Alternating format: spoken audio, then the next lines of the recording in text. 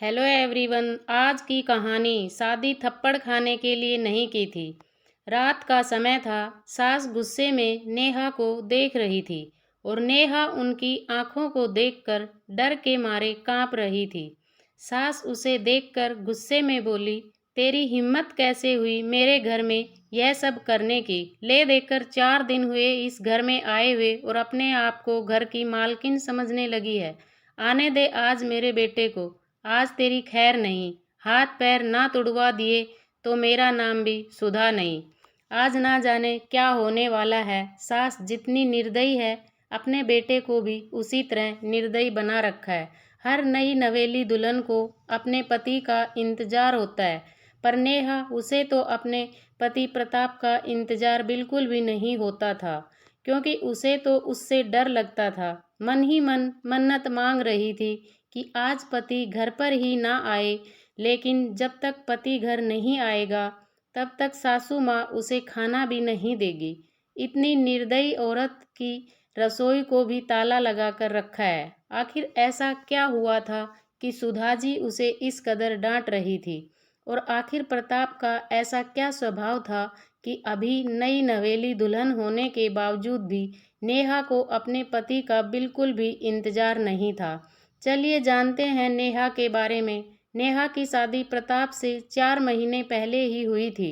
माता पिता तो थे नहीं, ग्रेजुएशन पूरा होते ही चाचा चाची ने उसकी शादी करवाई थी और फिर अपनी जिम्मेदारियों से मुक्ति पा ली थी। ना कोई पग फेरे की रस्म और ना ही कोई तीज त्योहार। इधर ससुराल में ले देकर सास सुधा जी, पति प्रताप और एक ननद विभा ही थी, जिसकी सगाई हो चुकी थी। छोटा परिवार था। एक प्यारी और शांतिपूर्ण गृहस्थी का सपना संजोए नेहा इस घर में आई थी। पर सपने तो सपने ही होते हैं, हमेशा सच थोड़ी ना होते हैं। शांतिपूर्ण गृहस्थी तो सपना ही बनकर रह गई। नेहा जहाँ 20 साल की, वहीं प्रताप पूरे 30 साल का। दोनों की उम्र में पूरे 10 साल का अंतर था। सास सुधा जी नेहा के लिए 10 नियम कायदे बनाए बैठी थी। सुबह 4 बजे तक उठकर पूरे घर की साफ सफाई करना, उसके बाद स्नान आदि करके रसोई में जाना, हमेशा मुंह पर घूंघट लिए रहना, सबको खाना खिलाए बगैर खाना नहीं खाना, और भी ना जाने क्या क्या नियम। नेहा को उन नियमों को सख्ती से पालन करना होता था। पर अभी उसकी उम्र ही क्या थी, कई बार गलती भी हो जाती थी। अगर किसी दिन कोई गलती हो जाती तो उस दिन उसकी सामत आ जाती थी। उस पर हाथ उठाने से भी कोई परहेज नहीं करता था घर में। यहाँ तक कि उससे 5 साल बड़ी ननद भी उस पर हाथ उठा देती थी। शादी के कुछ दिन बाद रात 8 बजे तक प्रवीण घर नहीं आया। नेहा को बहुत जोर से भूख लग रही थी तो उसने अपने आप से खाना लेकर खाना शुरू ही किया था। अभी पहला निवाला मुंह में गया ही था कि इतने में सुधा जी ने देख लिया और चिल्लाना शुरू कर दिया। जब नेहा से बर्दाश्त नहीं हुआ तो उसने कहा, माँ जी मुझे बहुत जोरों से भूख लग रही थी, इसलिए खाना खा लिया। इससे पहले सासू माँ कुछ कहती, ननद विभा ने आगे होकर नेहा के गाल पर थप्पड़ रसीद कर दिया। तुम्हारी हिम्मत कैसे हुई मेरी माँ से जबान लड़ाने की? अपने घर में क्या खाना नहीं मिलता था तुमको, जो भूख बर्दाश्त नहीं कर सकती थी? मेरा भाई तुम्हारा पति है, उसका इंतजार नहीं कर सकती थी? अरे औरतें तो अपने पति के लिए क्या से क्या कर जाएं। इतने में सासू माँ बीच में ही बोली, रहने दे विभा, क्या संस्कार सिखा रही है इसे? माँ बाप तो है नहीं और इसके चाचा चाची ने यह मिट्टी का ढेला हमारे माथे मढ़ दिया।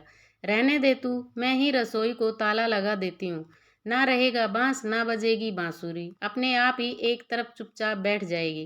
कहते हुए सासू माँ ने वह लगी हुई थाली भी रसोई में ले जाकर रख दी और रसोई को ताला लगा दिया। नेहा आंखों में आंसू लिए देखती रह गई। 2 घंटे बाद प्रताप घर आया। तब सुधाजी और विभा ने खूब नमक मिर्च लगाकर उसके सामने बात को परोसा और वह माँ का भक्त, वह तो इतना गुस्से में आ गया कि उसने भी जाकर नेहा के गाल पर थप्पड़ लगा दिया। उस दिन उसे खाना तक नहीं मिला। आज का किस्सा ले। नेहा शाम का खाना बनाकर सास और ननद को खाना खिला रही थी। दोनों बाहर हॉल में बैठकर खाना खा रही थी। वहीं नेहा गरम गरम रोटियां सेक कर दोनों को परोस रही थी। आज सुबह सासू माँ ने सिर्फ 2 ही रोटी खाने को दी थी।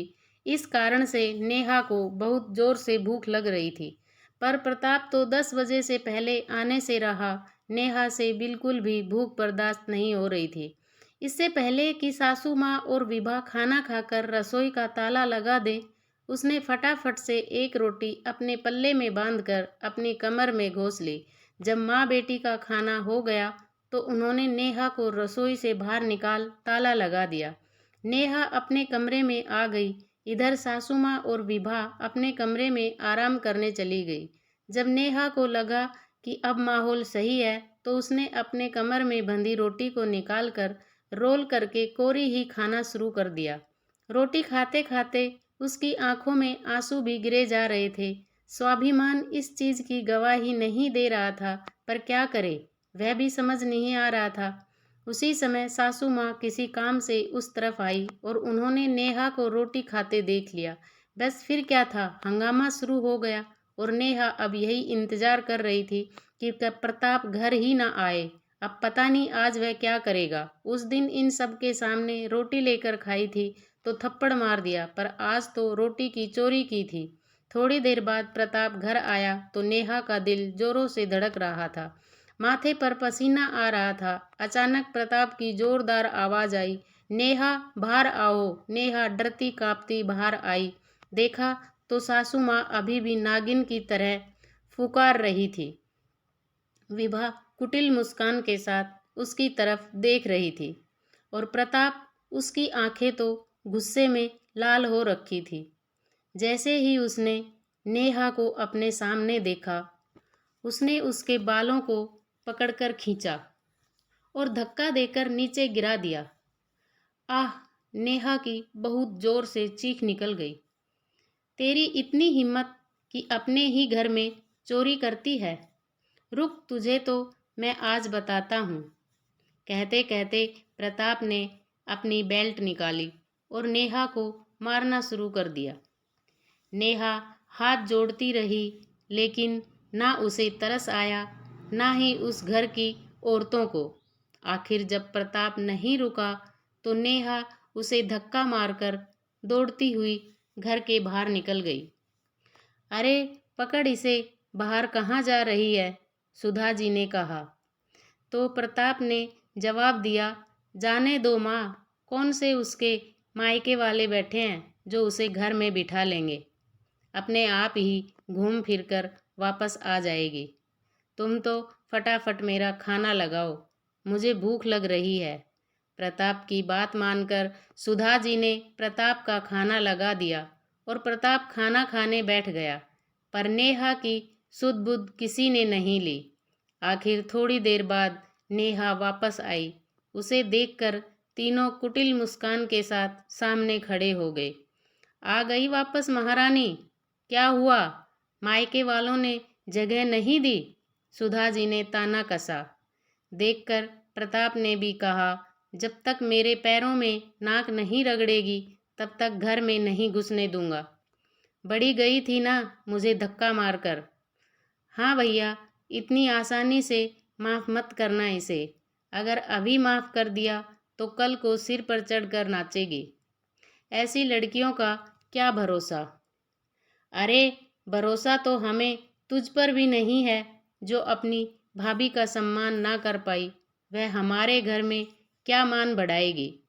अचानक नेहा के पीछे से विभा के होने वाले ससुर जी निकल कर आए। उन्हें देखते ही तीनों के चेहरे की हवाइयाँ उड़ गई। अरे आप कब आए समधी जी? उसी समय आए थे जिस समय आपकी बहू रोड पर बदहवास सी दौड़ रही थी। अच्छा हुआ हमें आप लोगों का चेहरा अभी से पता चल गया, वरना हमारा घर तो बर्बाद हो जाता अगर ऐसी बहू हमारे घर आ जाती। नहीं नहीं, कुछ गलत फहमी है पापा जी, मैं आपको समझाती हूँ। आप अंदर तो आइए, विभा ने कहा। तो उसके होने वाले ससुर जी ने कहा, कौन से पापा जी? कैसे पापा जी? माफ़ करो, हम तो तुमसे कोई रिश्ता नहीं जोड़ना चाहते, और जो समझाना है ना, वह जो पुलिस वाले खड़े बाहर उनको समझाओ। अचानक पीछे से पुलिस वाले निकल कर आए। अब तो तीनों में से किसी से कुछ कहते ना बना। उन्हें देखते ही सुधा जी ने अपनी आवाज़ को नर्म करते हुए नेहा से कहा, अरे बहू, इतनी छोटी सी गलतफहमी में कोई पुलिस को बुलाकर लाता है क्या? ऐसी छोटी मोटी परीक्षा तो हर शादीशुदा औरत को अपने घर में देनी ही पड़ती है। आखिर यह तेरा ससुराल है, इसका मान रखना तो तेरी जिम्मेदारी है। माफ़ करना सासू माँ, मुझे ऐसी कोई परीक्षा देने का शौक नहीं है। शादी थप्पड़ खाने के लिए नहीं की थी मैंने, और यह कैसा ससुराल जहाँ रोटी भी मुझे चुराकर खानी पड़े।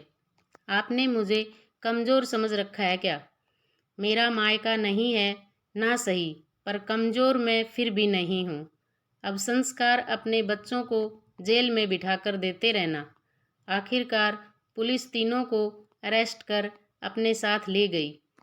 विभा के ससुराल वालों ने रिश्ता करने से मना कर दिया और नेहा को एक स्वयंसेवी संस्था ने आगे बढ़ने के मौके दिए, जहां वह संस्था के साथ मिलकर लोगों को घरेलू हिंसा के प्रति जागरूक करती थी। उसने अब एक नई शुरुआत की थी। दोस्तों, पूरी कहानी पढ़ने के लिए धन्यवाद। कहानी कैसी लगी कमेंट में ज़रूर बताना। वीडियो को लाइक एंड शेयर करना, चैनल को सब्सक्राइब ज़रूर करना। मिलते हैं अगले वीडियो में। जय हिंद, जय भारत।